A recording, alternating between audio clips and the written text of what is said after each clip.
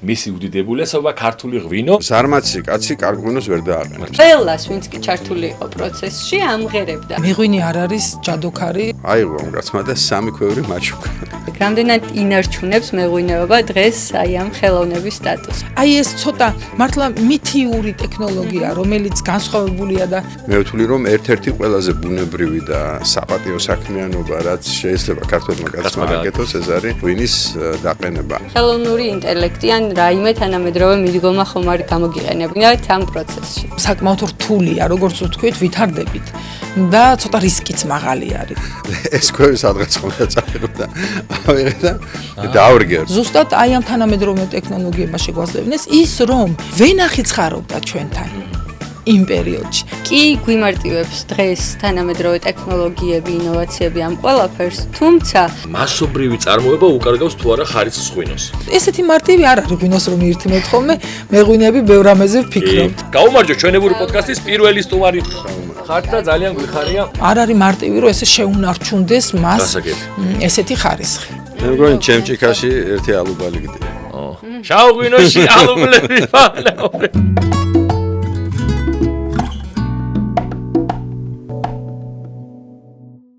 გამარჯობა YouTube საზოგადოებაო. ესე იგი ძალიან კარგი სიახლე მაქვს. YouTube სივრცეს დაემატა კიდევ ახალი პოდკასტი, რომელსაც ქვია ჩვენებური პოდკასტი და მისი წამყვანები მე, გიგი და დალამაზიშვილი და მეგი გურგენიძე ვიქნებით. გამარჯობა, მივესალმები აუდიტორიას. მიხარია რომ ჩვენებურ პოდკასტში საინტერესო თემებს შემოგთავაზებთ და ახალ ინოვაციებს აღმოვაჩენთ საინტერესო სტუმრებთან ერთად, თანაც ისე რომ არ დავივიწყოთ ტრადიციები. ახლა რაზე იქნება ჩვენი პოდკასტი?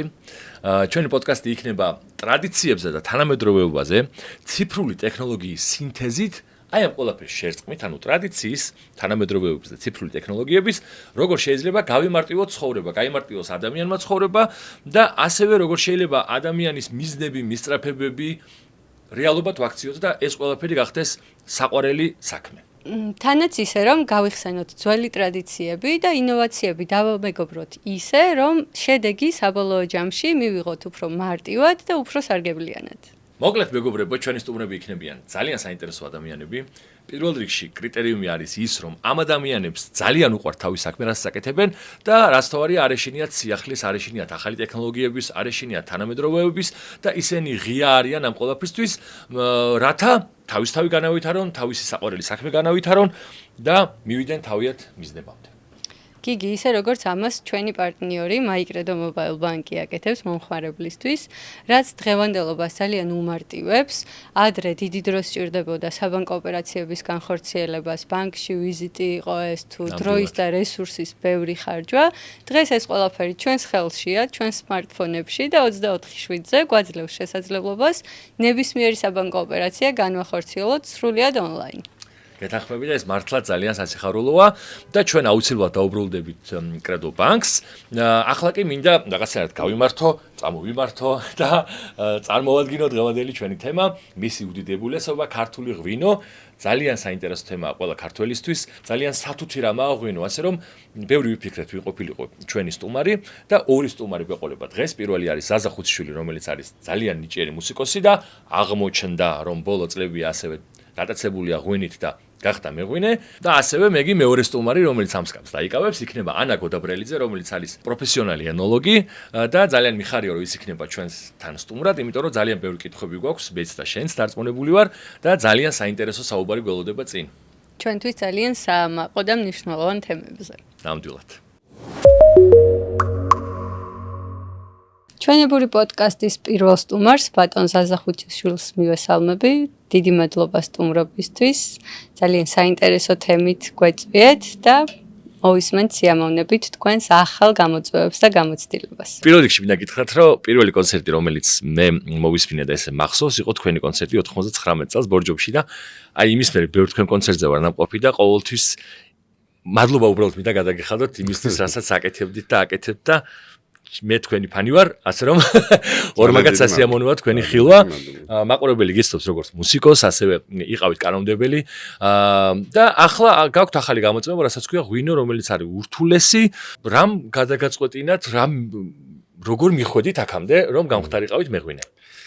კი ბატონო, კიდევ ერთხელ დიდი მადლობა მოწვევისთვის. პირველ რიგში გეტყვით იმას, რომ ჩემი პროფესია არის ინჟინერი ჰიდროტექნიკოსი. დავამთავრე პოლიტექნიკური ინსტიტუტი, მაშინ ასე ერქვა და გარკვეული პერიოდი მუშაობდი დაახლოებით იმ პროფილით, რაც პროფესია მაქვს. ნუ გატაცება ეს მუსიკა, რა თქმა უნდა, მსმენელი როცა გაგიცნობს ის წინა პერიოდი, ნუ ბევრმა არც იცის, არც კი ბატონო. ამიტომ პროფესიონალი არც მუსიკოსი არ ყოფილვარ, პროფესია ის რაც შეცვლილი არის, ალბათ უფრო ის არის. უფრო მოყვარული ვარ, თუმცა 7 წლები ფორტეპიანოზე დამთავრებული მაქვს. მაშინ ჩემ ბავშვობაში ბავშვს უნდა და არ უნდა და სმენა კონდა, არ კონდა, მეც ეგრე დავამთავრებინე. ძალით მიყავდათ და აწვალებდნენ, რა ძალი და ყონა კონდათ. რაც შეეხება ახალ გატაცებას, ნუ პირველ რიგში ეს სასმელი მიყვარს ყველაზე მეტად. თუ არ ჩავთვლით სხვა სასმელებს, რომლებიც თქვათ ალკოჰოლური არ არის. ალკოჰოლიანი სასმელებიდან ღვინო მიყვარს ყველაზე ძალიან და რაც თავარია მიყვარს ქართული ტრადიციული კახური წესით დაწურული ღვინო. ნუ მყავს ძალიან ისეთი სამეგობრო, რომლებმაც პრაქტიკულად ამ საქმიანობაში ჩამithრიეს. ჩემი ალალი ბიძაშვილი არის სანდრო მილორავა, მისი ბრენდი არის მარანი მილორაული, რომელიც სხვათაშორის ახლა ნიუ-იორკის Amber Wine ფესტივალზე იყო წარმოდგენილი.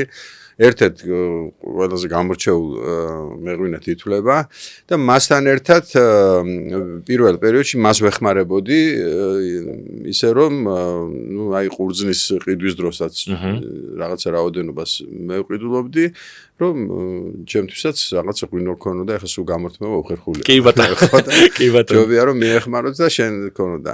აი ესე დავიწყე ესეთი იყო ჩემი პირველი შეხება მეღვინეობასთან. შემდეგ არის კიდევ ერთი ძალიან ცნობილი მეღვინე ნიკოლას მარანი ზურამღვდლიაშვილი, რომელიც ერთ-ერთი ორგანიზატორია ამ ფესტივალის და თავის მეგობრებთან ერთად არის აი ბუნებრივი ღვინის ბიოღვინოსაც ეძახიან. კი, რასაც ეძახიან, აი ამის თვითონ ამ ასოციაციის ერთ-ერთი ფუძემდებელი და ძალიან კარგი მეღვინე კარდენახში აქვს ეს ნიკოლას მარანი აიღო ამ კაცმა და 3 ქვევრი მაჩუკა. ეს ქვევრი სადღაც ხომ და წაიღო და ავიღე და დავრგე როგორც მეღვინეები ამბობენ ეს ქვევრები. ბუნებრივი არის რომ ხა პირდაპირ დაიწყო მეღვინეობა ესე მარტივი არ არის. კი ბატონო, კი. რაღაცა ცოდნა და გამოცდილება უნდა კონდეს და აი აქ შემეშველა ძალიან ცნობილი გამონათქვამი ფორდის კომპანიის დამფუძნებელი ჰენრი ფორდი მას ერთ-ერთ გამოფენაზე ჟურნალისტმა კითხა რაღაცა ძალიან ისეთი დეტალის შესახებ რაღაც ბენზინის კარბურატორის სარქველზე რაღაც ძალიან ისეთი კითხვა აი როგორ მუშაობს და ერთი წუთი თო უთხრა და თავისი კომპანიის მთავარ ინჟინერს დაუძახა და ბატონო ისო თქვენთან აქ შეკითხვავდა. ჟურნალისტი გაუკვირდა ბატონო ფორდ თქვენ არიცით თო რაც კითხეთო და მე რაც არ ვიცი ვის უნდა ვკითხო. კითხო. ამიტომ დღეს ისეთი დრო არის რომ ინფორმაციული ნაკადი არის უდიდესი. ეს ყველაფერი შეიძლება უბრალოდ წაიკითხო დაწყებული სოციალური ქსელიდან დამთავრებული სპეციალური გვერდებიდან სადაც შეიძლება გარკვეული განათლება ცოდნა მიიღო და რაც თავარი არის პრაქტიკა. ანუ ზარმაცი კაცი კარგ ღვინოს ვერ დააყენებს, იმიტომ რომ ერთ-ერთი მთავარი რაც არის მეღვინეობაში, რა თქმა უნდა ძალიან ბევრ ფაქტორთან ერთად არის ის რომ არ უნდა დაიზარო. დაწყებული ქვევრის ხეხვით, დამთავრებული ყურძნის შერჩევით და ასე შემდეგ. ძალიან მნიშვნელოვანია, როდესაც ესეთი სამეგობრო წრე გყავს, იმიტომ რომ ყველა ადამიანი ერთნაირად არ უვლის ვენახს. ნუ საკუთარი ვენახი რო გაქვს, ეს კიდე უფრო მეტი შრომა არის. მე არა მაქვს საკუთარი ვენახი, მაგრამ აი სანდრო მილორავას აქვს და უკვე ბოლო 2 წელია მისგან მოგვაქვს ყურძენი და იქამდე ჩვენც გვიწევდა სხვა მომწოდებლებისგან შესყიდვა. ამიტომ აქ ძალიან მნიშვნელოვანია ის კაცი იყოს, ესე იგი წესიერი, უყვარდეს თავის საქმე, ვენახს უვლიდეს მაქსიმალურად არ ხმარობდეს განსაკუთრებულ სასუქებს და შხამქიმიკატებს და ასე შემდეგ. ნუ რასაც ქვია, კარგი ვენახის მოვლა. ნუ მეორე საკითხი არის რომ ბუნებას ამინც ყოველთვის აქვს თავისი კორექტივები ამაზე ბევრი გვსმენია ალბათ რომ აი ეს წელი ისეთი იყო ის წელი. აი წელს მაგალითად შაქრიანობა როგორც წესი დაბალი იყო, ძალიან ისეთი წვიმების პერიოდი მოუწია ზუსტად რთველის პერიოდის წინ, დაახლოებით 1 კვირა 10 დღე გადაუღებლად წვიმდა და შაქრიანობა ისეთი მაღალი არ იყო, მაგრამ ნუ რას იზავ ესეთია ეს დარგი ბუნებას კიდევ უამრავი პრობლემა მოაქვს სეტყვის ქარიშხლის და სხვადასხვა ბუნებრივი კატაკლიზმების საშუალებით, მაგრამ კახელი კაცი, ქართველი კაცი მთლიანობაში აგერ უკვე 8000 წელია უწყვეტად ემსახურება ამ საქმეს და მე ვთვლი რომ ერთ-ერთი ყველაზე ბუნებრივი და ასე იგი საპატიო საქმიანობა რაც შეიძლება ქართველმა კაცმა აკეთოს ეს არის ღვინის დაყენება. აი ასე დაიწყო მეოთხე ქვევრი დავამატეთ და ჩემს უახლოეს მეგობართან ბაჩო კიკაბიძესთან ერთად რომელსაც სატელევიზიო წრეებში ძალიან კარგად იცნობენ სტუდია მაესტროს დირექტორობიდან ერთად ვაყენებთ ღვინოს. სიყვარული ერთია, მაგრამ მეც მაქვს ინფორმაცია ბავშვობაში თუნდაც რასაც ჩემი ოჯახის წევრების მიერ ღვინის დაწურვის პროცესში შევსწრები ვარ, რომ ეს ძალიან დიდ ინფორმაციას მოითხოვს, ძალიან დიდ ცოდნას მოითხოვს, ალბათ თითოეულ ეტაპს თავისი წესების გააჩნია, რისი დაცვაც უკვე საბოლოო შედეგზე აისახება. აი ეს რომ გაგვიზიაროთ საიდან დაიწყო პირველად სად ჩამოასხით ეს უკვე თქვენი ღვინო?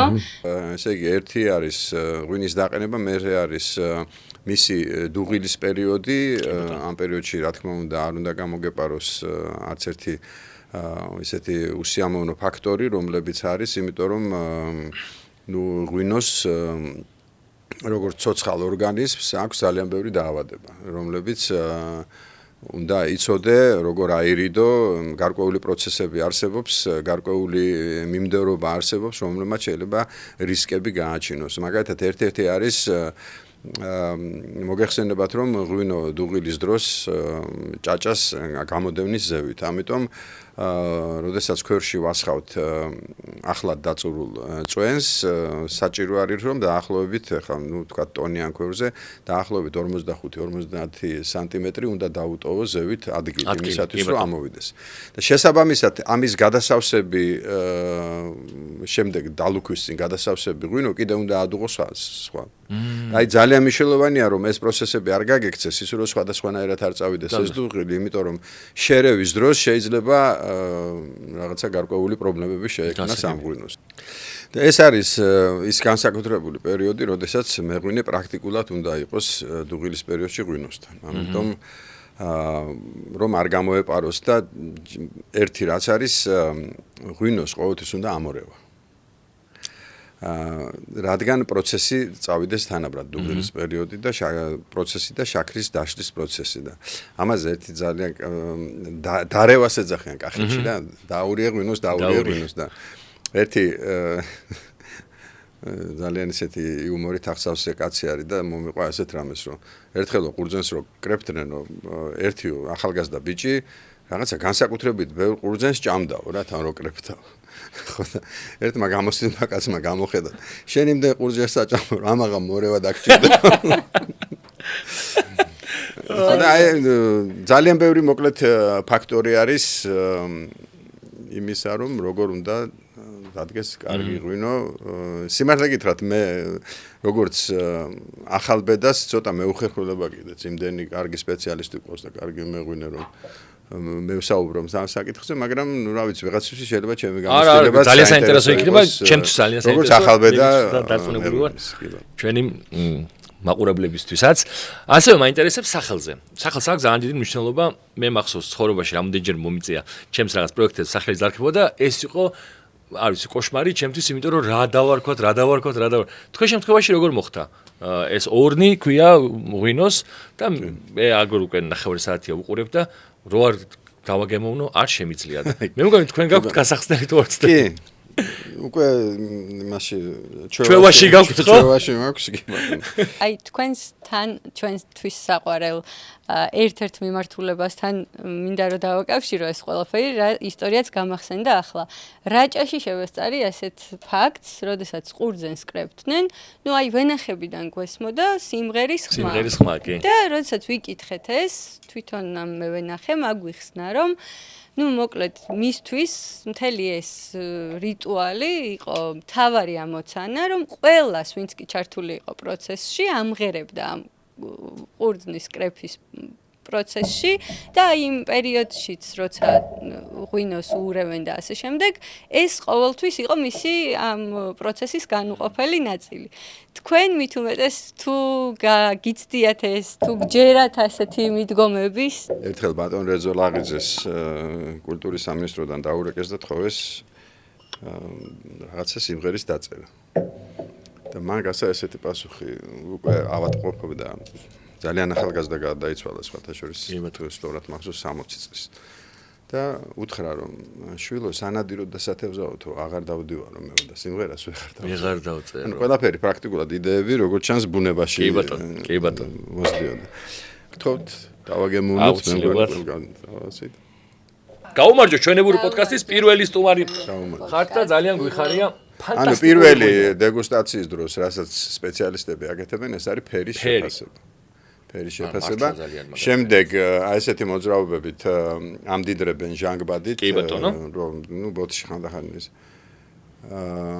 შემდეგ სურნელი, არომატები და უკვე შემდეგ გემო.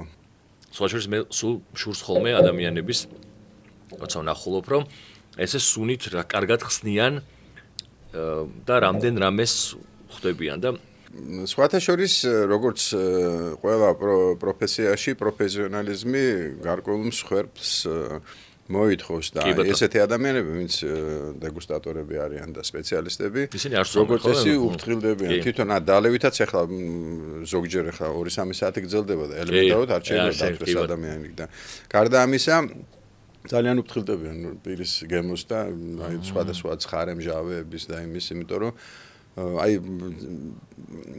მოგეხსენებათ არსებობს პროფესია, სადაც როდესაც რესტორანში გირჩევენ ასე იგი სპეციალისტები, რომელ საკვებთან დააგემოვნო და ეს სწორედ მაგიტოა, რომ აი ერთი და იგივე ღვინოს ჩემთვისაც, ხო? აი იმის მიხედვით რა ვჭამე, ყველაფერი მიყავს სხვა მიმართულებით. ამიტომ ესეც ერთ-ერთი ასე ვთქვათ მნიშვნელოვანი საკითხია ამ დარგში. ორნიზე არ გითქვამთ. კი, ჩვენ არ დაგაწადეთ. აი, სიმართლე გითხრათ, რადგან ორნი ვართ მე და ბაჩო, მან შეარჩია, მან და მის მაცხოველმა შეარჩიეს ეს სახელი. ჩვენ ახლა წარმოვადგინეთ პირველი შემთხვევა იყო, როდესაც საზოგადოებას გავაცანით ეს ღვინო, წინანდლის ჯაზენ ვაინ კი ბატონო. და ჩვენმა მწვანემ, რომელიც ზოგ-ზოგიერთი ადამიანის სიზარმაცის გამო გამოგვივიდა ძალიან კარგი. მოგიყვებით რატომ? ნუ მოგეხსენებათ, ახლა მეღვინეები ძალიან ჩივიან იმას, რომ მუშახელის შოვნა ძნელია. მოკლედ ჩავედით სანდროსთან კახური მწვანეს სამოსაღებად ახმეტის რაიონიდან. ნახევარი მკრეფავები არ გამოვიდნენ, 700 კილოგრამი დაგვიკრიფეს და მოგვიხდა წამოსვლა და გაწვიმდა და მეორე დღეს ვეღარ ჩავედით და მეორე 700 კილოგრამი ვიყიდე უკვე მანავში. და გამოგვივიდა ესეთი ძალიან საინტერესო კუპაჟი და არის აი მართლა ძალიან კარგი მწვანე და სხვათა შორის იმ ფესტივალზეც საკმაოდ მოწონება მე ვიცი რომ მოწონება დაიმსახურა კი. და ძალიან გაგვიხარდა და გაგვახარა რომ ახალბედებს როგორც წესი უმართლებს. კიდევ ასე კითხვა მაქვს. ღვინის დაყენება არის ყველა ვიცით რასთან არის დაკავშირებული. ვიცით ის ტრადიციული მეთოდები, მაგრამ ბოლო წლებში, რაღაც ბოლო საუკუნეში შეიძლება მე-19 საუკუნის ბოლოდან დაიწყო რაღაც ავტომატიზაციისკენ წავიდა, რაღაცები უფრო გაიოლდა. აი თქვენ შემთხვევაში ეს ბოლო ახალი ციფრული ტექნოლოგიები ხომ არ დანერგეთ თქვენს ღვინის დაწურვაში პროცესში მაგალითად? იცით რა, თვითონ რა თქმა უნდა, თანამედროვე ტექნიკამ ძალიან დიდი წვლილი შეიტანა ამ დარგის განვითარებაში. ნუ წარმოიდგინეთ ახლა რომ კიკით როცა დააგდ ღვინო, ხო, ნუ წარმოუდგენელია რომ იქ ყველა გემოთვისება იდეალურად იყოს შემორჩენებული, გამომდინარე იქიდან რომ იმის გარეცხვაც და მოვლაც საკმაოდ რთულია, ხო? ეხლა მე როდესაც ვფიქრობ იმ პერიოდზე, როდესაც სოფლებში შედარებით დიდ ქალაქებშიც წყალი იყო პრობლემა, ხო? ყველა ეზოში არ იყო, ზოგს ჭიდან მოქონდა. ეხლა თქვენ წარმოიდგინეთ, რომ რა შრომა იყო ქვევრის გარეცხვა. რა თქმა უნდა. ელემენტარულად ქვევრის გარეცხვა. მესამე საკითხი, წარმოიდგინეთ, როდესაც თქვათ დიდ რეზერვუარს გახსნიდნენ, ხო? იმ ღვინოს აუცილებლად უნდა დაბინავება და გადატანა შედარებით პატარა ჭურჭლებში, იმიტომ რომ მოაკლებ მერე. კი ბატონო, ეხლა ეს ყველაფერი იმდენად ადვილი არის. ნუ არსებობს პომპები იმისათვის, რომ ეს ზედა ნაწილის სუფთა ღვინო ამოიღო, შემდეგ არსებობს შვენიერი ტექნიკა, რომლითაც ჭაჭას უკვე წურავდა იქიდან ელოდები რომ დაწმინდავდეს და ასე შემდეგ. არსებობს უჟანგი ფოლადის კასრები, რომელსაც აქვს ჰიდრავლიკური სახურავი, დაგჭირდა 5 ლიტრი ღვინო, ჩამოასხავ, მოუშვებ ჰიდრავლიკურ სახურავს, ჩამოვა დაბლა, დახურავ და დამთავრებულია თემა. ანუ 1-2 დღის შრომა და კიდე უამრავი ჭურჭლის ყიდვა აი ამან და თვითონ დავარგებისთვისაც ხო მოგეხსენებათ რომ ქვევრი ილუქება მაშინ როდესაც ამთავრებს დუღილს, აუცილებელი არის ჩემი აზრით ლაბორატორიაში წაღება და დარწმუნება იმაში, რომ შაქარი დაშლილია ბოლომდე, გაზებიც აღარ ამოდის და ამის შემდეგ დალუქავ ქვევრს. შემდეგ ქვევრის გახსნის შემდეგ მისი ბოთლში ჩამოსმა რეკომენდირებული არაფრით არ არის, იმიტომ რომ პროცესი გრძელდება, ჭირდება ღვინოს თავისი დრო, ასაკი, სხვა ღვინო არის 1 წლის, სხვა ღვინო არის 2 წლის. და ამიტომ აი ეს უჟანგი ფოლადის კასრები, რომლებიც ნუ ძირითადად იტალიელები არიან ამ ტექნიკაში ძალიან მაღალი დონის ტექნიკა არსებობს. და აი ამაში გაქვს და ავარგებ აქაც ესე იგი შენახვის ტემპერატურა ძალიან დიდი მნიშვნელობა აქვს, ანუ უნდა კონდეს ესეთი ადგილი, სადაც არ გაგექცევა სასურველი არის სიგრილეში იყოს. 15 გრადუსია თუ არ ვცდები. ნუ მაქსიმუმ ხო აი 12-დან 15-მდე არის იდეალური, კი ბატონო. კი, ნუ ხშირ შემთხვევაში კონდიციონერის ჩართვა საჭიროა, იმიტომ რომ ჩვენთან 2 თვე ძალიან ცხელია. რა თქმა უნდა, ეს ტექნოლოგიები მხოლოდ და მხოლოდ ეხმარება ადამიანს, თვითონ ჩამოსხმის ხაზები და ასე შემდეგ უკვე ბოთლის პერიოდი, როცა დგება უკვე ბოთლში ჩამოსხმის, რა თქმა უნდა, ტექნიკის გარეშე ეს ყველაფერი ძალიან საწვალები და ძალიან შრომატევადი იყო. პროცესები გაამარტივა თანამედროვე ინოვაციებმა, რაც ძალიან გვიხარია და ჩვენი პოდკასტის იდეაც ეს არის, რომ აი ეს შერწყმა, ეს სინთეზი გამოვიტანოთ უფრო ღია საზოგადოებისთვის, რომ პროცესები, აი თუნდაც თქვენნაირი როგორც დამწყები მეღვინეები თუ სხვადასხვა დარგში, მათთვის ხელმისაწვდომი გავხადოთ და მათთვის ეს ინფორმაცია უფრო აი გამოცდილებაზე დაყრდნობით გავაზიაროთ. ერთია ის შესანიშნავი გემო, რაც ჩვენ ახლა დავაგემოვნეთ თქვენთან ერთად. მაინტერესებს ასევე ძალიან მნიშვნელოვანია, როცა რეალიზაციას ეხები, თვითონ ბრენდინგი, ხო? იქამდე უნდა მივიყვანოთ მომხმარებელი, რომ უკვე ამ გემოს შეეხოს. ამაზე რამდენად შრომატევადი იყო მუშაობის პროცესი და ისევ თანამედროვე ტექნოლოგიებს რომ შევეხოთ, ხელოვნური ინტელექტი ან რაიმე თანამედროვე მიდგომა ხომ არ გამოგიყენებინათ ამ პროცესში. დიდი მადლობა, კარგი კითხვა. სიმართლე გითხრათ, ამ საკითხით დაკავებული არის ბაჩოს მეუღლე, რომლის იდეაც არის აი ეს ბოთლის შეფუთვა. იცით რა შეასაქმე, რაღაც 15 წლის წინ თუ სწორად მახსოვს, დაახლოებით 80 მცირე მარანი იყო რეგისტრირებული. არ გულისხმობ დიდ ქარხნებს, რომლებიც როგორც ტრადიციული იყო საქართველოში, ასევე შემდეგ 90-იანებში შეიყო. დღეს, როგორც ვიცი, არის 2000-ზე მეტი. ამიტომ ნენელა რეალიზაციის პრობლემა ყველას უდგება და ძალიან მნიშვნელოვანი არის წარმოების შესაფერისი მომხმარებლის პოვნა. ანუ მცირე მარნებს აბსოლუტურად განსხვავებული მომხმარებელი ყავს. იგივე აი უცხოეთში, ხო? მცირე მარნის მომხმარებელი არის მაგალითად ადამიანი, რომელსაც შეიძლება კონდეს რომელიმე უცხოურ ქვეყანაში 3-4 რესტორანი. კი ბატონო. იმიტომ რომ მცირე მარანი სუპერმარკეტის ან დიდი მაღაზიის ქსელს ვერანაირად ვერ მოემსახურებ, უბრალოდ რაოდენობრივად ვერ მიაწვდი იმ რაოდენობას. ჩვენ სიმართლე გითხრათ ჯერჯერობით ეგ საკითხი მოგვარებული არ გვაქვს. ერთ-ერთი ყველაზე წარმატებული აი ამ მცირე მარნებისთვის არის, როდესაც ტურისტებისთვის საინტერესო სერვისებს აწვდი. ეს ნიშნავს იმას, რომ როდესაც პროცესი შეიძლება აყურებინო ადამიანს მოვიდეს თავიდან ბოლომდე უყუროს, აუხსნა რა ხდება და ადგილზე დეგუსტაცია. კი ბატონო. ხო და ჩემი ბაღი და ეზო ხა ცოტა უნდა ვიტრაბახო ალბათ, მაგრამ საკმაოდ ლამაზი არის. კი, ძალიან ლამაზია, მეც. დაახლოებით 80 სახეობის ვარდი. მარტო ვარდია 80 სახეობის. მარტო ვარდი გვაქვს 80 სახეობის. თან ნუ ჩემი ცოლი არის მაგის კოლექციონერი და აი საუკეთესო მთელი მსოფლიოს საუკეთესო შემოქმედებისგან ესე ვიტყოდი წარმოებული ვარდები არის, იმიტომ რომ თვითონ ვარდის გამოყვანა არის ნამდვილი შემოქმედება, ისეთი ფერები და ისეთი სურნელები აქვს ზოგიერთს, რომ აი ფანტასტიკური. და ჩემეზოს დავარქვი Wine, Roses and Rock and Roll. აი ნა. ღვინო ვარდები და rock and roll. ანუ სამი სერვისი შეგვიძლია შეთავაზოთ ჩვენ მოსულ ტურისტებს და ჯერჯერობით აი ამ ფორმატში ვფიქრობთ რა თქმა უნდა მოთხოვნის მიხედვით გაფართოებას წინ არაფერი დაუდგება, ამაზეც გვიფიქრია. მცირეზე შედარებით უფრო მცირეც ვართ ალბათ, ყველაზე ერთ-ერთი ყველაზე პატარა მარანი. რამდენად საწარმოებ დაახლოებით? ნუ დაახლოებით ჩვენი ქვევრები იტევს 2000 litrს, ანუ ღვინო ვიანგარიშოთ სადღაც 1200 ლიტრი. 1200 ლიტრი ღვინო. კი ბატონო, ბოთლიდან გამომდინარე 0.75 კი ბატონო, 1500. 3 ლიტრი 4 ღვინო. ასევე მაინტერესებს რა პლატფორმებს იყენებ და თუ არსებობს რამე ისეთი პლატფორმები, ციფრული, სადაც შეიძლება ღვინის გაყიდვა მაგალითად. იცით რა, ჯერჯერობით სიმართლე გითხრათ არ მოგვიყენებია, მაგრამ აუცილებლად დავინტერესდები და სიამოვნებით მივიღებ ამაზე ინფორმაციას. ახლა მარტო თქვენთან მარანში იქნება შესაძლებელი თქვენი ღვინის შეძენა, თუ თქვათ რამე მაღაზიებშიც არის.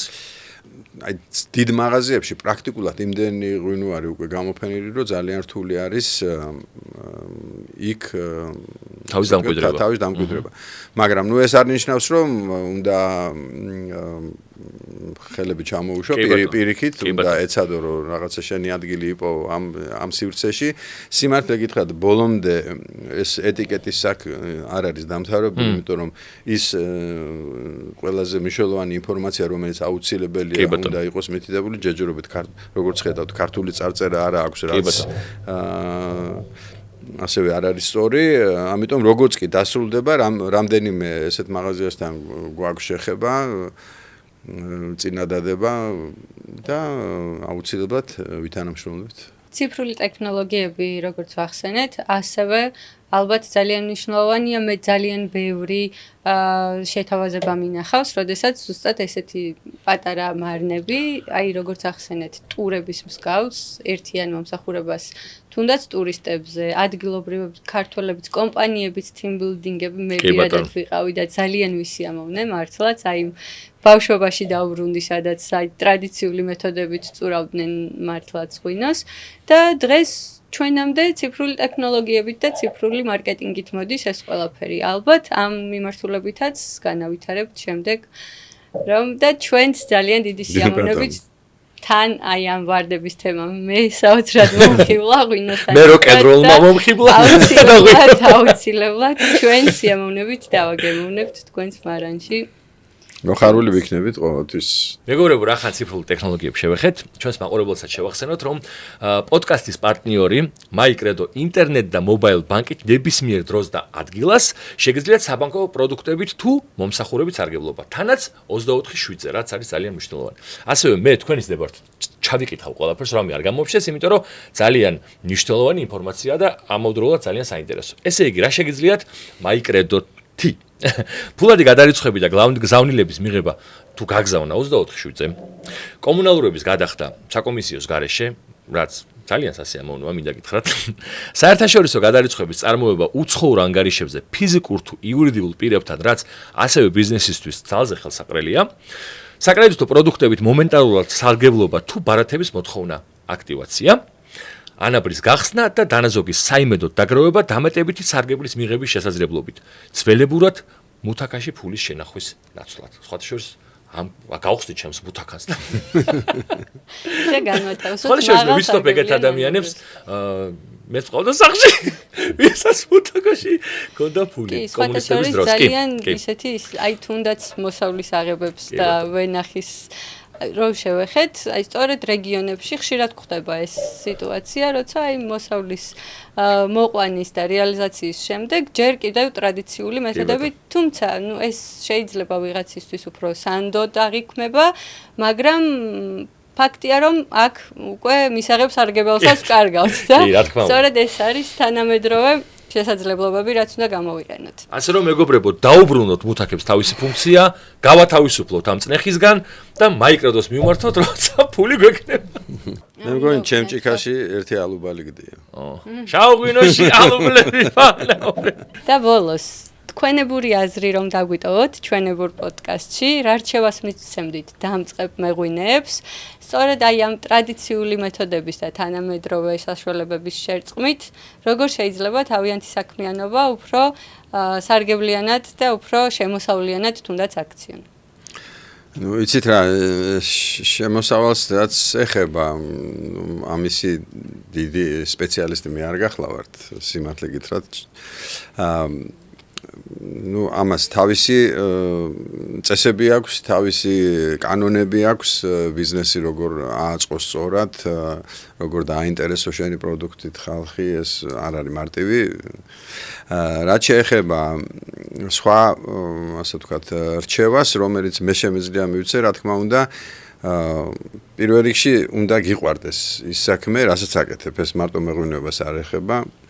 სხვათა შორის ერთი ბედნიერების ძალიან მარტივი ფორმულა არსებობს ერთი ცნობილი ადამიანისგან, რომ როდესაც ადამიანი სამსახურში მიდის სიხარულით და მერე სახლში ბრუნდება სიხარულით, ანუ სამსახურში და ოჯახშიც როდესაც მისი ყოფნა მისთვის კომფორტული არის, პრაქტიკულად, ნუ რა ვიცი, ხა ადამიანმა მამაზე მეტი რა უნდა ინატროს და აი სწორედ ეს არის, რომ უნდა აკეთებდა შენ საყვარელ საქმეს, უნდა დააგრო ის აუცილებელი ცოდნა, რომელიც საჭიროა, რომ ეს შენი საქმე კარგად შეასრულო და რაც თავარი არის, შრომის მოყვარეობა, რომელიც გარეშეც, აი ჩვენი სფეროც, რომელშიც მე დაგიგვართ, იქაც კი წარმოუდგენელია წარმატების მიღწევა.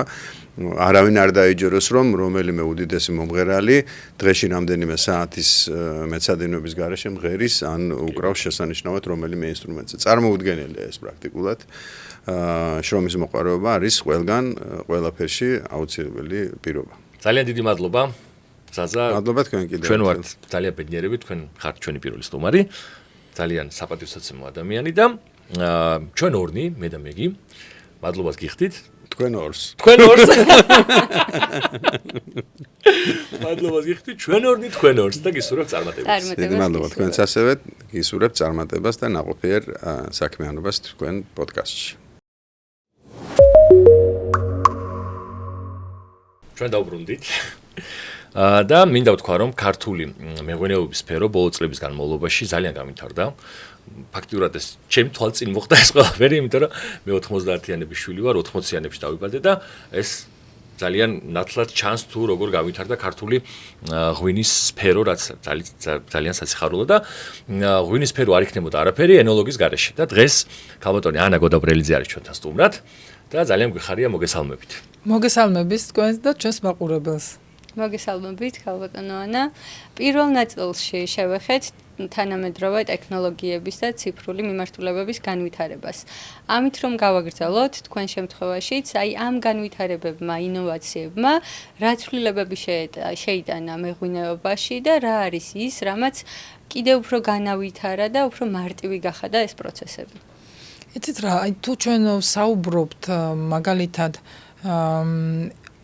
თანამედროვე ტექნოლოგიების ჩართულობაზე AI-ის აი ამ ბოლო წლები რომ ესეთი ასე ვთქვათ ესე არის ჩართული ყველა ამ მიმართულებით შეგვიძლია ვთქვათ რომ ჯერ ესეთი დაფუძნებული არ არის ესე მყარად არ არის არსებობს ესეთი decision support system სადაც ხდება თვითონ AI-ის მოდულის ინტეგრირება და როგორც მევენახეობის ნაწილში გამოიყენება ასევე მეღვინეობის თუმცა გამოყენება სიტყვა ალბათ ჯერ გადაჭარბებულია უფრო ხდება დაკვირვება აი მისი დაკვირვება როგორ მუშაობს ის აი მევენახეობის მიმართულებით მაგალითად ხდება დაავადებების მონიტორინგი ირიგაციის ნაწილის მონიტორინგი და ასე შემდეგ ეს სამუშაოები ხორციელდება თუმცა მაინც ზედამხედველობის ქვეშ ესე რომ უკვე დამოუკიდებლად განახორციელოს მან სამუშაოები არ არის ასევე არის მეღვინეობის მიმართულებითაც როდესაც უკვე შემოტანილია პროდუქტი ყურძენი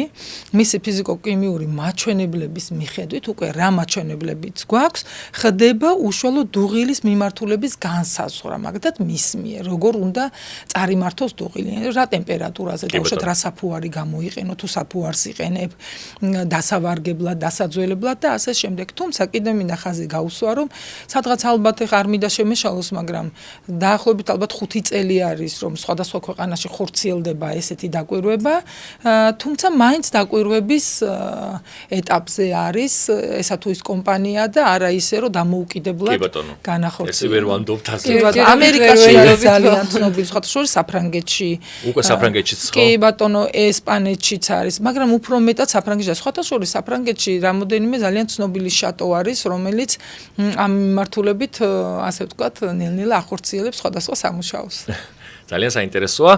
მაქვს ესეთი კითხვა, ქართული მეღვინეობის რომელი ეტაპი არის ყველაზე მნიშვნელოვანი ზედამხედველობის კუთხით, ანუ ეს ვენახის მოვლა, დააწურვა თუ შემდეგ დავარგება, აი რომელი მოითხოვს ყველაზე მეტ ძალისხმევას, ყურადღებას, რაზეა დამოკიდებული, ალბათ რა თქმა უნდა, ყველა სამივეზე, მაგრამ რაღაც ხომ არ გამოყოფთით რომელიმეს უფრო სწორი კითხვაა. იმიტომ რომ სიმართლე რო გითხრათ, თუ კი არ იქნება კარგი ყურძენი, ანუ ხარისხიანი, რთველი არ გვექნება კარგი, როგორც ვამბობთ ხოლმე, როგორც ვაფასებთ ხოლმე, როგორი რთველი იყო წელს. მეღვინე არ არის ჯადოქარი, რომელმაც უნდა რაც ასწავლი მოახდინოს და არც ისე ხარისხიანი ყურძნის კიდე ეშველება, მაგრამ აი თუ კი რაღაცა გარკვეული პრობლემებია, სიმწიფის იქნება, სიდამპლის პრობლემები იქნება, წლის განმავლობაში ვენახში არსებული სხვადასხვა პრობლემები, რომლებიც საბოლოოდ, რა თქმა უნდა, საბოლოო პროდუქცია ახდენს გავლენას, ასეთ შემთხვევაში ვერაფერს ვერ ვიზავთ მეღვინეები, ხო? ამიტომ ვენახი არის ერთ-ერთი ყველაზე მნიშვნელოვანი ადგილი, საწყისი, საიდანაც ჩვენ ხარისხიანი პროდუქტი უნდა მივიღოთ.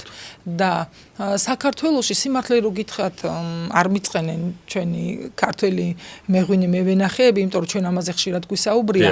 ერთ-ერთი ყველაზე ესეთი რთული წერტილი არის მევენახეობის ნაწილი, სადაც უფრო მეტი მუშაობა გვჭირდება, იმიტომ რომ ჩვენ მაინც გვაქვს ეს ვენახი როგორც არის გაშენებული, ძალიან ბევრი გვაქვს ისევ საბჭოთა კავშირის პერიოდის დროს გაშენებული და რეალურად როდესაც ვენახი შენდება, ჯერ ჩვენ ვსაუბრობთ რა ტიპის ღვინო გვინდა რომ დავაყენოთ.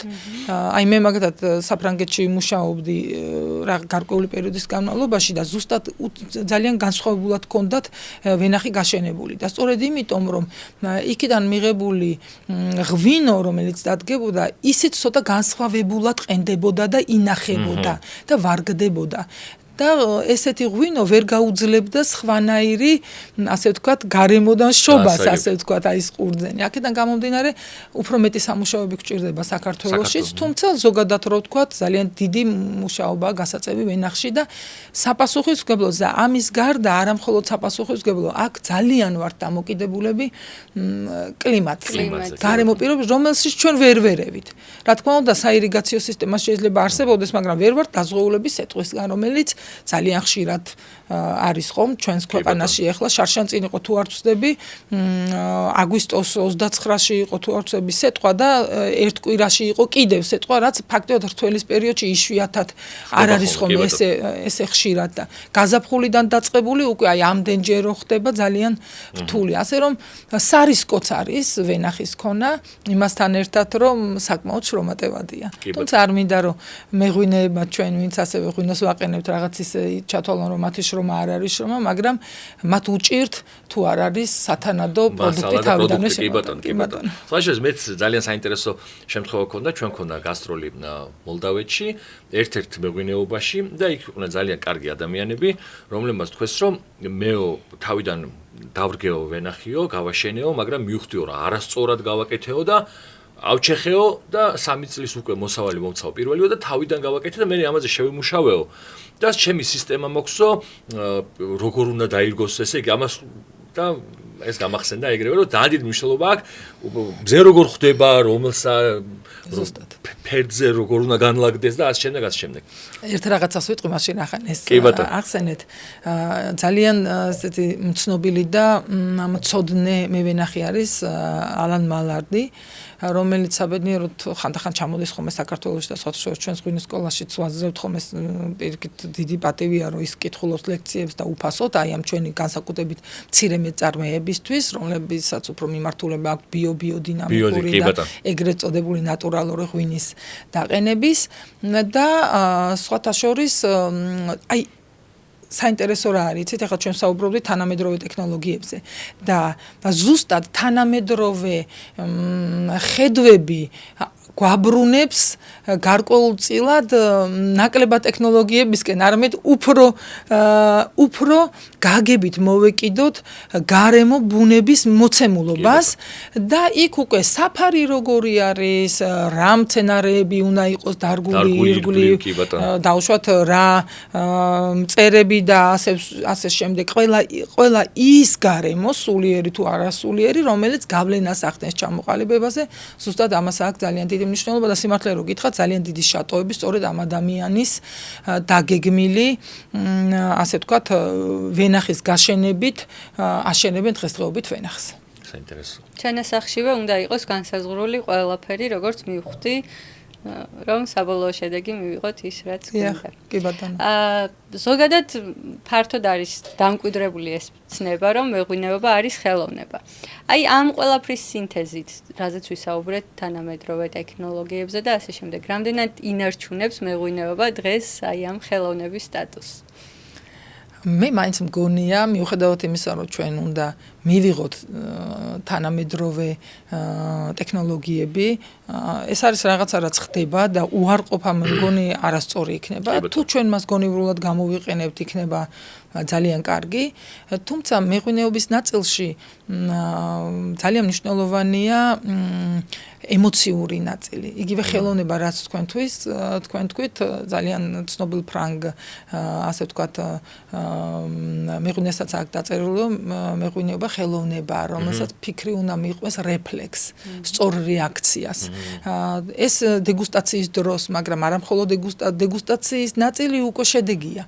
და ჩვენ როდესაც საუბრობთ იგივე ვენახის მოვლაზე, იგივე ღვინის დაყენებაზე, ნამდვილად ხელოვნება, იმიტომ რომ სიმართლე რო გითხრათ, ჩვენ ბრმა დეგუსტაციას როცა ვატარებთ ხოლმე, ხანდახან ამ თუ იმ ღვინოს ვცნობთ, არა იმიტომ რომ უკვე გასინჯული გვაქვს, არამედ ხელწერას ვცნობთ. ისევე როგორც შეიძლება ფილმი ჩართოთ და არ კონდეთ ნანახი, მაგრამ კი ეს კი ხო, აი ვუდიალენია. ან ნახატი ნახო, რომელიც არ გაქვს ნანახი და უკვე ხვდები ხელწერას, რომ ისი შეიძლება იყოს რა პერიოდის ნახატი შეიძლება იყოს. აქაც ზუსტად ესე არის, ამიტომაც ვადარებთ ხელოვნებას და რაც შეეხება კიდევ ზუსტად რომ გაგცეთ პასუხი. ნახეთ რა ხდება ხელოვნების ნაწილში ჩვენთვის ემოციური ნაწილი არის ძალიან მნიშვნელოვანი. ზუსტად ამიტომაც ადამიანები ეფერებიან ღვინოს ხო? აი იგივე ხან მღერიან, ხან ეფერებიან. მეც ესე ვარ სხვათა შორის ჩვენ ღვინოს ვაყენებთ ხოლმე რაღაცნაირად თითქოს საუბრობთ რომ ეხა არ მინდა რომ ძალიან ისე გამოვიდეს, მაგრამ რეალურად თითქოს ვცდილობ მეც რომ ჩვენ ერთმანეთს გავ გაუგოთ და ზედმეტი ჩარევა არ მოხდეს. რომ თითქოს მანაც შეურაცხყოფილად არ იქნოს, რაღაც თითქოს ერთმანეთს უნდა გაუგოთ, რომ მან საუკეთესო შედეგი მოგცეს. ასე რომ ყველაფერი ამაზე როდესაც ფიქრობ, სხვათა შორის ის ომელი არის ესეთი AI, სადაც შეყვანილი შესაძლებელია იყოს მონაცემები, აი მაგათაც მე მაგ ღვინის ბარი, შემიძლია ყველა ღვინის მონაცემი შევიტანო და მოვიდეს ადამიანი, მან დასვას კითხვა და მან ურჩიოს, აი ამ კერძთან. თუმცა ის ემოციური ნაწილი, რომელიც ჩვენ რეალურად გვჭირდება ხოლმე, ჯერ კიდევ გვჭირდება, როდესაც სადღაც მივდივართ, რომ ჩვენ შეგვიძლია სადღაც ჩავირბინოთ და ვიყიდოთ რაღაცას, მივირთოთ, მაგრამ ჩვენ გვჭირდება, ასე ვთქვათ, ამბიანსი, გვჭირდება, როდესაც ადამიანი ზრუნავს ჩვენზე, ხომ? აი რომ მივდივართ, არა კომპანიის მფლობელი, ან რესტორნის, თუ ისიც მუდმივად ჩართულია, კი ბატონო, მაგრამ ადამიანი, რომელიც იმ მომენტში ჩვენზე ზრუნავს, აი გვემსახურება კი არა, რეალურად ზრუნავს. ემოციას გვაძლევს. ზუსტად ამიტომ გვინდა, რომ ჩვენ შევარჩიოთ კერძი, შევარჩიოთ ღვინო, ვისაუბროთ ამის გარშემო, ამიტომ გავდივართ რეალურად და ჯერჯერობით ეს დაკარგული კიდევ არ არის. ვიმედოვნებ, რომ ამას ბოლომდე შევინარჩუნებთ ნამდვილად და ზუსტად ამ თუნდაც ხელოვნური ინტელექტს და ტექნოლოგიებს გამოვიყენებთ იმ რაღაცეების გასავითარებლად, რაც გაადვილებს რეალურად საქმიანობას და არ ჩაანაცვლებს იმ ტრადიციებს და იმ ემოციურ ნაწილს, რაც ნამდვილად მნიშვნელოვანია ჩვენთვის. ღირებულია. ყველაზე ღირებულია ნამდვილად გეთანხმებით. რომელია ყველაზე ისეთი მითი მეღვინეობაში, ასე რომ ვთქვათ, რომელიც თანამედროვე ტექნოლოგიებმა არ მინდა გამოვიყენოს სიტყვა დაანგრია, თუმცა მნიშვნელოვნად შეცვალა ან სხვა მიმართულებით განავითარა. თუ შეგვიძლია ამაზე. იცით რა, მითი ესე კონკრეტულად როგორ არის ვერ გეტყვით, თუმცა შემიძლია ვთქვა, რომ აი მაგათაც ჩვენი ქვევრის ტექნოლოგია. დიახ. ქვევრი ხო თვითონ ჩვენი, რომელიც საოცარმა გონიერმა ადამიანებმა მოიგონეს ფორმა, მიხვდნენ იმასაც ჩვენ 8000 წლის წინ საუბრობთ ხო, როდესაც არც დენი იყო, არც არაფერი და მიხვდნენ ისინი, რომ რა ფორმა მიეცათ, რომ უკეთ დაღვინებული იყო ღვინო და შენახული იყო კიდეც, ჩაერგოთ მიწაში, ხო? რომ ტემპერატურა +4-ია თუ არ ვცდები. კი ბატონო, იცი რა გააჩნია კი და აქედან გამომდინარე, სწორი რეგულირება მოხდარიყო აი ამ სწორედ ტემპერატურის, რაც ძალიან ეხმარება ღვინოს, რომ კარგად დადუღეს ალკოჰოლური დუღილის დროს. ეს არის ქვევრის ღვინო, ქარვისფერი ღვინის, უფრო სწორად რო ვთქვათ, თეთრი ღვინო ჭაჭაზე ხანგრძლივი დაყოვნებით მიღებული, ხო, რომელიც ქარვისფერი ღვინო, რომელიც Amber Wine ნიუ-იორკში ვიყავი და იქ იყო ცალკე გამოყოფილი. აი ჩვენ ეს გამოვყავით, ჩვენ უკვე 2020 წელს უკვე ეს დადგინდა საერთაშორისო ორგანიზაციაში შევიტანეთ და აი რატომ ამბობ ზუსტად ამას, რომ აი ის განსხვავებულობა, რომელიც სხვა ქვეყნებშიც არის, ასე თუ ისე იქ არის სხვადასხვა სახელით არის ცნობილი ქვევრის ფორმის ჭურჭელი, ზოგი გადასატანის ტრანსპორტირების საშუალება იყო და ასე შემდეგ, თუმცა განლაგება სხვადასხვა, ზოგი მიწის ნახევრად მიწაში ჩარგული ზევით. მე მინდა იმის თქმა, რომ აი ეს ცოტა მართლა მითიური ტექნოლოგია, რომელიც განსხვავებულია და მხოლოდ ქართული არ არის, მაგრამ მაინც ჩვენგან იღებს საფრთხეს, იმიტომ რომ ზუსტად ერთ-ერთი ჩვენი დამადასტურებელი იმის, რომ საქართველოს არის ვაზა და ღვინის სამშობლო, ზუსტად ქვევრში, ქვევრის კედლებზე ნაპოვნი ორგანული მჟავებია, ხო? და აქედან გამომდინარე, ზუსტად ამას ვამტკიცებ და ესეც არის, რომ ის რაც იყო ჩვენი ფასეული, მითიური, შეიძლება ესე ითქვას, დღევანდელ რეალობაში უფრო და უფრო პოპულარული ხდება, განსაკუთრებით პოსტსაბჭოთა კავშირის პერიოდში დაიწყო ეს ყველაფერი და სადღაც 2014-2015 წლები იყო, რომ უფრო და უფრო ცნობილი გახდა ჩვენი ქვევრის ღვინო. და შემიძლია ვთქვა, რომ სოფლიოში მოტრიალდა ამ ღვინისადმი ინტერესი. შეგვიძლია ვთქვა, რომ ეს ჩვენ, ასე ვთქვათ, დღევანდელობაში შემოვაბრუნეთ. სხვადასხვა ბევრი მიმართულებით დავკვირვები ვარ ამ პროცესს, რომ კი გვიმარტივებს დღეს თანამედროვე ტექნოლოგიები, ინოვაციები ამ ყველაფერს, თუმცა ერთია ის, რომ მარტივად ვაკეთებთ, შეიძლება უფრო მეტსაც, თუმცა კიდე უფრო ფასდება ის ძველი, რაც ჩემთვის ძალიან სასიამოვნოა. ეს არის შესაძლებლობა, მაგრამ აი ის ბუნების ჩარევით თუ ორგანულად მიღებული ის შედეგი, რაც ტრადიციულად ქონდა, კიდე უფრო ფასეული ხდება, რაც ძალიან სასიამოვნოა ნებისმიერ შემთხვევაში. ბიოღვინოსა და ღვინოს შორის რა სხვაობაა? განსაკუთრებით ბიოღვინოში არის გაწერილი რა დამხმარე მასალების ხმარება არის შესაძლებელი. იგივე მევენახეობაში, ასევე ღვინის დაყენების დროს არსებობს ბიოსაფურები, სხვა საფუარს ახმარებენ. არ შეიძლება როგორც ვიცი. კი ბატონო. და ნატურალური ღვინის მიმდევრები, რომელსაც ესეთი ჩამოყალიბებული კანონი არ არსებობს, რომელიც არ რეგულაცია აქვს, ვთქვათ, მაინც ესენი არიან, ერთმა ჩემმა მეგობარმა მითხრა სხვათა შორის მეო ჰიპი ვარო, წარმოიდგინე ვაი ამ მიმართულებისა და რასაც მინდა იმას ვაკ, როგორც ვხედავ როგორც ხიბატა. აბსოლუტურად სწორად თქვა. ნუ ისინი ამბობენ დაუწერელი ის აქვს, ასე ვთქვათ, რომ არაფერი ზედმეტი ჩარევა, არაფერში, არც ვენახში, ღვინის დაყენების საფუარი არ უნდათ, თუნდაც იყოს მხოლოდ და მხოლოდ ენდოგენურ საფუარებს ხმარობენ, რომელიც თვითონ ყურძენს აქვს, ხო? და არ ხმარობენ გოგირდს, თუმცა აი მაგალითად ამ ბოლო დროს ცოტა დაუშვეს ძალიან მცირე დოზა და ეხლა კიდე ცოტა უფრო მეტად, იმიტომ რომ მაინც გოგირდი იცავს ღვინოს სხვადასხვა დაავადებები. უკეთესად ინახება. კი ბატონო, უკეთესად ინახება და ხოლო აი ამ ბიომიმართულებას ცოტა უფრო მეტად აქვს საშუალებები, რომ იგივე ბიოსაფუარი იხმაროს, ასე ვთქვათ, გოგირდიც როგორც ვიცი, ცოტა უფრო მაღალი აქვს და ასე შემდეგ. ძალიან პოპულარულია ნატურალურ ღვინოს. ერთი პერიოდი კიდევ უფრო მეტად პოპულარული იყო. ეხლა ცოტა სტატისტიკის მიხედვით, იმდენად რამოდენიმე წლის წინ იყო, 7 წლის წინ იყო აი ბიოღვინოზე. იმდენად, თუმცა მე მინდა გითხრათ, რომ ჩვენ ვატარებთ ხოლმე სხვადასხვა დეგუსტაციებს სააგენტოდან და შარშან მქონდა პარიზის 44 მიშელინის რესტორნის შეფი და სომელიე, ცნობილი სომელიები მოვიწვიეთ, რომ ქართული ღვინო კიდევ უფრო მეტად გავაცნოთ.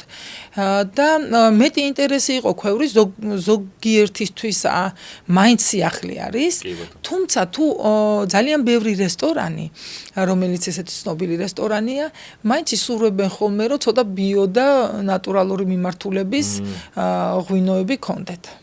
ეს მომხმარებლის მოთხოვნიდან გამომდინარეობს თუ ეცეთ რა მომხმარებლის მოთხოვნიდანაც და აი რამდენად ინფორმაცია ეწოდებათ ეხლა არის მე მეღვინე ვარ ანუ მე ვისწავლე მეღვინეობა და აქედან გამომდინარე მე მიჭირს ხოლმე რომ ვთქვა რომ აი საფუარს რატო არ უნდა ვიხმარო საფუარი რატო არ უნდა ვიხმარო გოგირდი მიუხედავად იმისა რომ მე თვითონაც მაქსიმალურად ნაკლებ გოგირდს ვხმარო როდესაც ღვინოს ვაყენებ და მოცემულობიდან გამომდინარე მივყვებით ანუ რა საჭიროებას ითხოვს და სიმართლე რო გითხრათ ეხა სიამაყით მინდა ვთქვა ისიც რომ აი ზუსტად აი ამ ნატურალურ მეღვინეობის მიმდევრებმა თავიანთი შვილები ზუსტად ჩვენ გამოგვიგზავნეს მაგალითად აგრარულ უნივერსიტეტში რომ ისწავლონ კიდევ თვითონაც ამბობენ რომ ადრე გვეგონაო რომ რაღაცნაირად ასე თვითონ მტრობდითო და მე უკვე როდესაც ისინი ყიდიან უცხოეთში როდესაც ღვინოს უკვე ტრანსპორტირების დროს ჩატანის დროის შემდეგ პრობლემები აქვს ისინი ძალიან ჯანსაღად უყურებენ ეხა დღესდღეობით ჩვენ რა თქმა უნდა მეგობრები ვართ რომ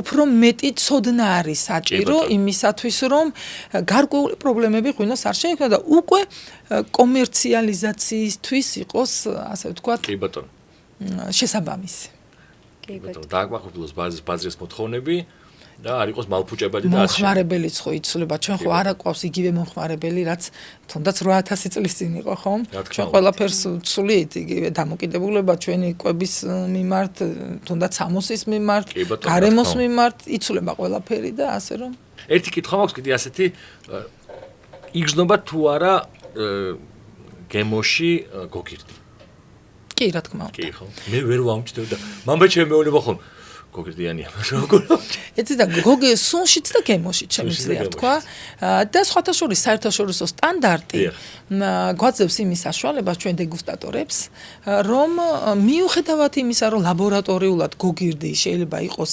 ზღვარში ანუ არ ცილდებოდეს გარკვეულ ზღვარს და ორგანოლეპტიკურად გოგირდი მაინც ჭარბად ჩანდეს ჩვენ შეგვიძლია ასეთი ღვინო გავაჩეროთ და ვთქვათ რომ დაუშვათ არის ინჯება დაბალი ქულა მიეცემა ისე რომ ფაქტიურად შეგვიძლია ვთქვათ რომ რეალიზაციის საშუალებას არ ვაძლევთ იმიტომ რომ ხელს უშლის ღვინის არომატების დაჭერს როგორც დადებითი ასევე უარყოფითი და საკმაოდ ხშირად მიმართავენ ხოლმე ესეთ ხრიქს ღვინის კომპანიები რომ თუ კი რაღაც პრობლემა აქვს მაღალ გოგირდს აძლევენ რომ ჩვენ ცოტა ხელი შეგვეშალოს ამის და ასე ვთქვათ შეგრძნებაში ისევ პარალელებს რომ დაუბრუნდეთ. წარსულში ეს ღვინის დაწურვის პროცესი იყო უფრო ფიზიკური შრომის დღესასწაული. აი ამ ინოვაციების ინტეგრირებამ რა დაგვაკარგინა, ან პირიქით რა შეგვაძენინა ამ პროცესში? იცით როგორ არის აი ეს რაც იყო ფიზიკური შრომა ეხლაც ხდება.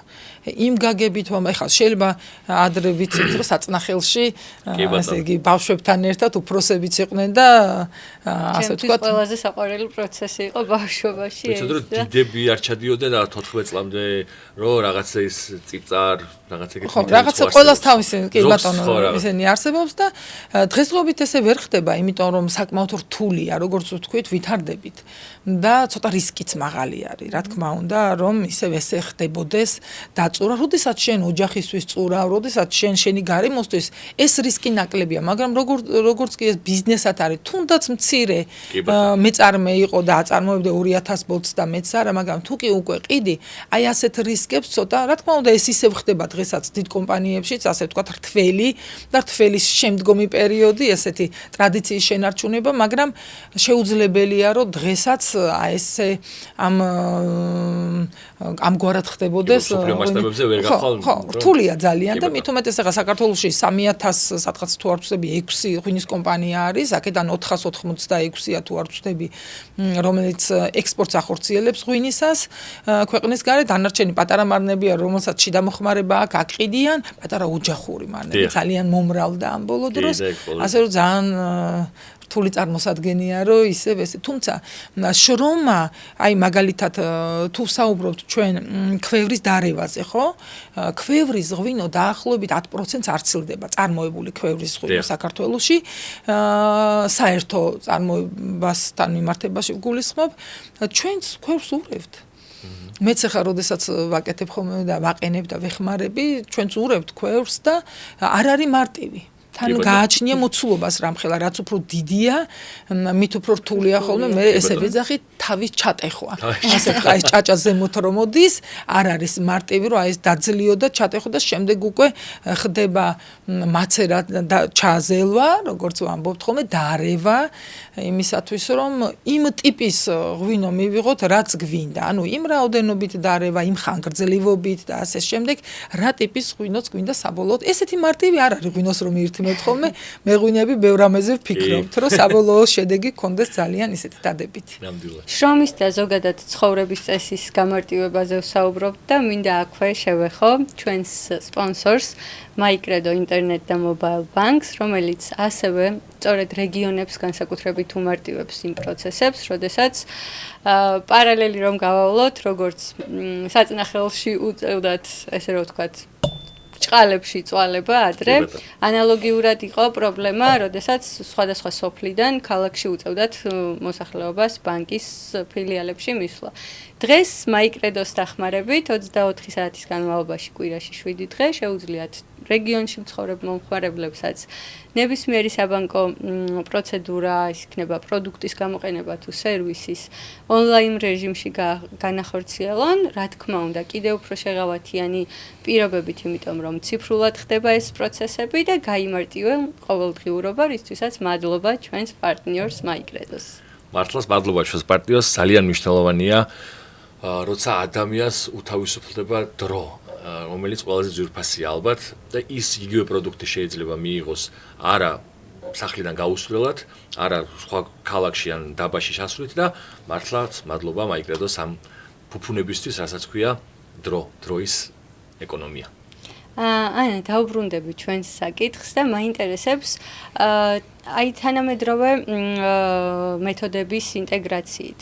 თუ გვაქვს რაიმე ისეთი, რაც ძველი მივიწყებული იყო და ამ ყველაფერმა ახალი სიცოცხლე შესძინა, დააბრუნა ამ პროცესებში და დღეს შეგვიძლია თუნდაც აი ეს ტრადიციები გავაცოცხლოთ. აი ნახეთ მე მგონი ყოველ შემთხვევაში რამდენად სწორ პარალელს ვავლებ არ ვიცი, მაგრამ ერთ-ერთი ყველაზე მნიშვნელოვანი ჩვენთვის არის ზუსტად ჩვენი ისო დამტკიცდა რომ საქართველოს არის ვაზისა და ღვინის სამშობლო. ეს იყო ჩვენი ასე ვთქვათ ისტორია დიდი ხნის განმავლობაში ამას ჩვენ ვამბობდით, თუმცა უცხოელები, გარკვეული მეცნიერები იყვნენ, რომლებიც ამას ეთანხმებოდნენ, მაგრამ ამ ყველაფერს ჭირდებოდა საფუძველი. ხო, ამის გარეშე, როდესაც ჩვენ ამაზე ვსაუბრობდით, მაშინ მოდიოდა კითხვა, რომ სად არის აი ეს კვლევები, ყველა კვლევა, რომელიმაც შეიძლება ეს რეალურად დაამტკიცოს და სხვათა შორის პროექტი განხორციელა ბატონ დავით მაღრაძის ჩართულობა იყო სააგენტომ განახორციელა 2014 წელს პროექტი შეიქმნა ესეთ ქართული ვაზისა და ღვინის სამეცნიერო კვლევა ესე ერქვა თუ არ ვცდები ამ პროექტს და ჩართული იყო უამრავი საერთაშორისო ინსტიტუტი, უნივერსიტეტი, სამეცნიერო კვლევის მიმართულება პატრიკ მაკგოვერნის მიმართულებით, პენსილვანიის უნივერსიტეტი და ზუსტად ამ ადამიანებმა სხვადასხვა ქვეყნიდან იყვნენ, იტალია, საფრანგეთი იყო ჩართული და ასე შემდეგ.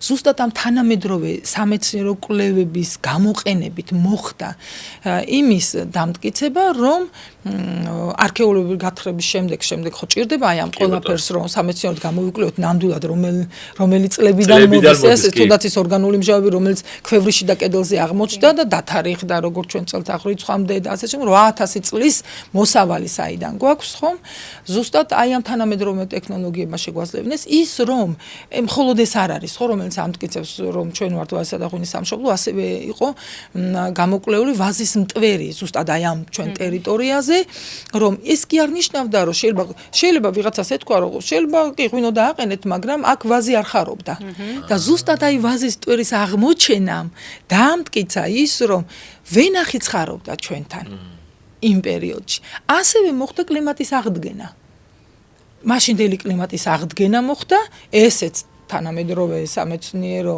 ასე ვთქვათ კვლევების საფუძველზე რომ მაშინ იყო ისეთი კლიმატი საქართველოში აი იმ ტერიტორიაზე ზუსტად რომ შეიძლებოდა ვაზის გახარება ეს ყველაფერი ზუსტად იმაში გვეხმარება რომ აი ეს ჩვენი ტრადიცია რომელიც დღეს ესეთი პოპულარულია უკვე მსოფლიოში და ქართულისფერ ღვინოს და ასევე ხმარობენ ისინი orange wines რომელიც დიდათ არ მოგწევს მაგრამ ეს ეხება და აღარ ვეკამათებით ვიყენებთ ჩვენ მაქსიმალურად რომ აი ზუსტად კი ბატონო, ყარი არგუმენტები გვაქვს. ზუსტად ამ თანამედროვე ტექნოლოგიების და კვლევების საფუძველზე. ერთი კითხვა მაქვს კიდევ.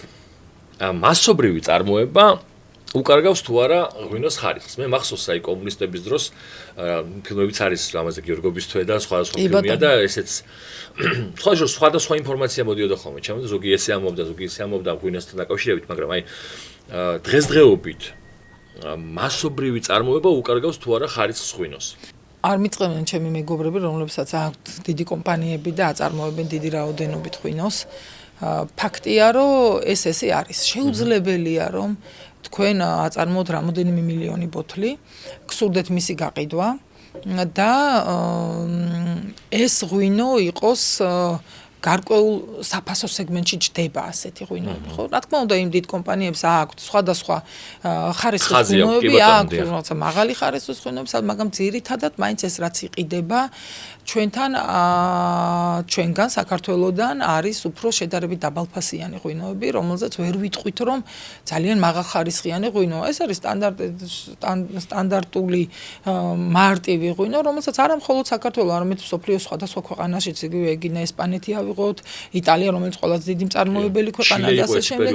ჩილეც არის, რომ შედარებით უფრო ესეთი ფასიანი ღვინო, რომელსაც უფრო მეც აწარმოებენ, ძირითადად ვსაუბრობთ ჩვენ, აი ძირითადად როგორ ხდება თორე გამონაკლისები არსებობს.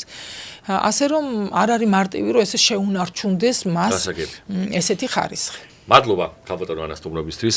მადლობა რომ გიყურებდით, მეგობრებო, ეს ჩვენი პირველი პოდკასტი იყო.